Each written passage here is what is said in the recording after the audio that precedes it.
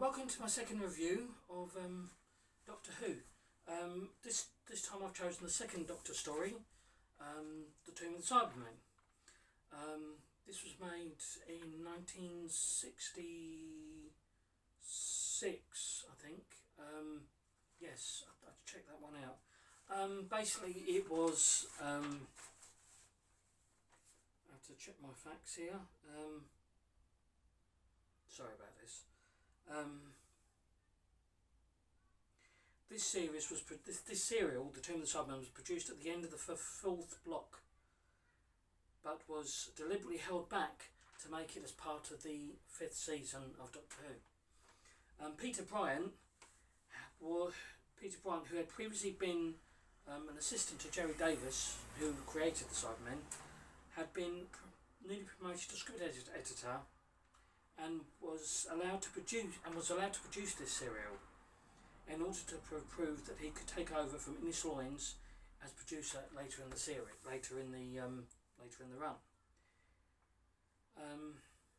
His assistant Victor Pemberton was brought in as a script editor, but on this serial, but left soon afterwards because he thought, I don't want to be a script editor. The exterior scenes, like on Telos, were recorded at Gerrard's Cross Sand and Gravel quarry, because like most of all the Doctor Who stories when involved outside, they were always quarries and stuff like that. Coincidentally, where Blue Water is, they actually filmed a John Pertwee story up there called The Mutants. So there's a little known fact for you. That's another claim to fame for Kent. The Cybermats were controlled by various means, by wire, by wind-up and remote control, and some were just put in shot. Following the first serial, Sidney Newman, who was then BBC head of drama, who actually created Doctor Who, congratulated Peter Bryant on what he had seen. When the BBC Film Archives was first properly audited in 1978, this series was actually missing. It was discovered in 1991. It was in Hong Kong actually, and actually this was the first first actual Doctor Who series to top the VHS charts when they re-released it. They were actually going to release audio cassettes of recordings that fans had made when the series was first transmitted, way back in 1967. Like what I used to do, I used to record the voices and the music, and and then they were going to have narrations made by John Pertwee. So this was going to be originally as an audio cassette as part of the Missing Stories catalogue, because a lot of the Doctor Who stories back then were missing because they didn't think Doctor Who was going to be any good. Not any good, maybe that's the wrong word, but they didn't think the stories could be re-released like they are now, like on DVD or back in the 90s VHS, so they deleted a lot of the old episodes. So yeah, here's the story. The TARDIS lands on the planet Telos, where the second Doctor and his travelling companions Jamie and Victoria meet an expedition that is led by a man called Parry.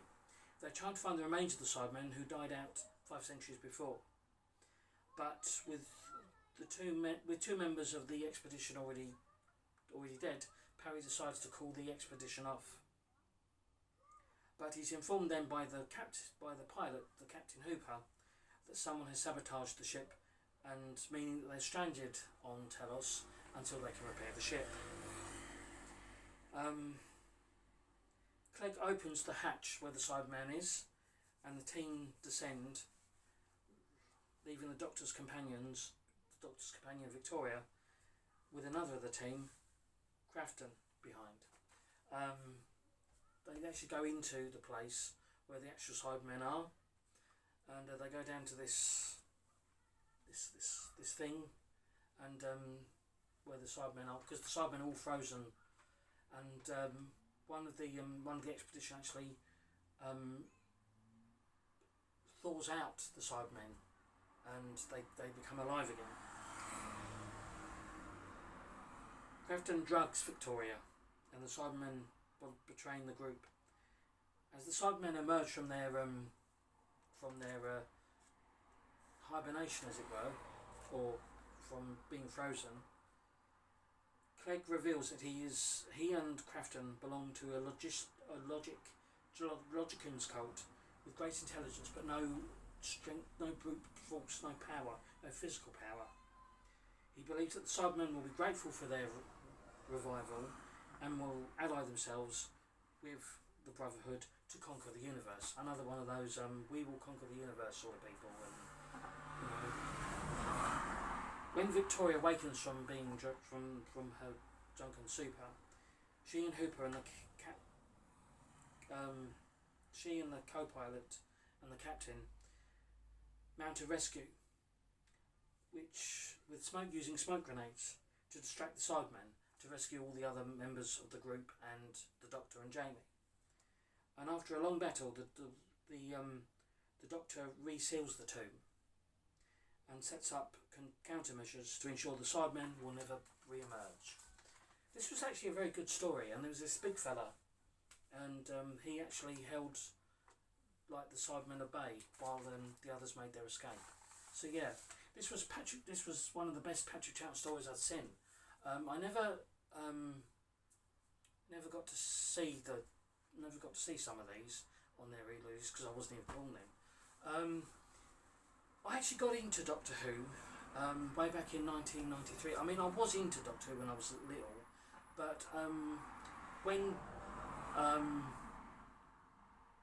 the Doctor Who celebrated its 30th anniversary, blimey, that was 30 years ago, I started to get into Doctor Who again and started collecting the VHSs and all that stuff. But unfortunately I had to sell all the VHSs because I needed the money, and so yeah, I regret doing that, but at the time I needed the money, so I sold them. So yeah. Anyway, thank you. This story is actually very good. I actually thoroughly enjoyed it. I actually got this second hand. I think it was in 1997. When there was a little shop down in Chatham, and I had a lot of the old Doctor Who's. And so yeah. But anyway, that's my review of The Tomb of the Cybermen. Next week it'll be one of my favourite John Pertwee stories, The Claws of Axos. I'm sorry this is a little bit short and sweet. I didn't actually get a chance to watch this. I could have done, but I was busy doing other things. And so yeah. And thank you to Daniel, whoever he is. I don't know whether it's Daniel I work with or whether it's another Daniel, for the answer of my riddle. And as for nominating myself for whacking myself over the head, maybe. Don't forget to check out the video on Saturday when I will be opening the mystery box and showing what DVDs I got for my birthday. And I actually found something funny on TikTok the other day, or actually no, today actually. A woman was claiming that she doesn't wipe herself when she goes to the toilet, and it suddenly occurred to me that people say the most stupidest things or do the most stupidest things on the internet, probably like this, and suddenly, so I thought I might actually do a top 10 stupidest things that people have done or said on the internet. So that's for next Saturday, as well as the mystery box and what DVDs I'm watching and anything else I can think of. Oh, and what we'll be watching on September the 17th, 1983. So anyway, thank you very, very much for watching. I'm sorry this is short and sweet, and I'm sorry it's not a little longer like it was last week. Hopefully I'll get a few more views on all the shows that I've done this weekend. So yeah, please keep watching, and please like and subscribe to my channel for more Doctor Who reviews over the coming weeks. Also, I have to tell you this. On Saturday the 7th, I'll be doing 2 shows.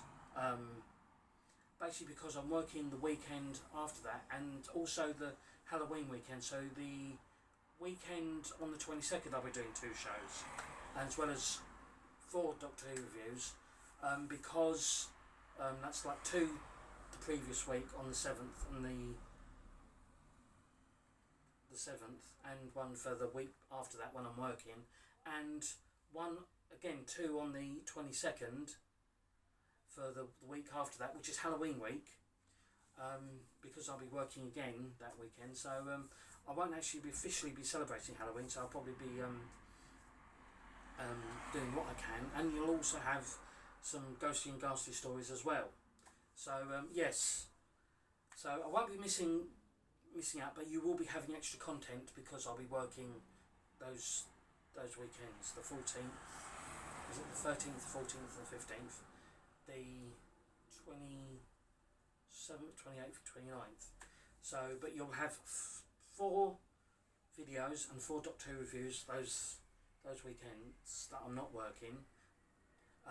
So you know, basically, you'll still have all the Halloween celebrations and everything, and so yeah. And of course, in November we got the Doctor Who, continuing the Doctor Who reviews and lots of other Doctor Who content, and then of course my Christmas videos in December. So yeah, we've got plenty of stuff coming ahead. But also don't forget to click like and subscribe for all of it, and I'll see you next week. Bye bye for now.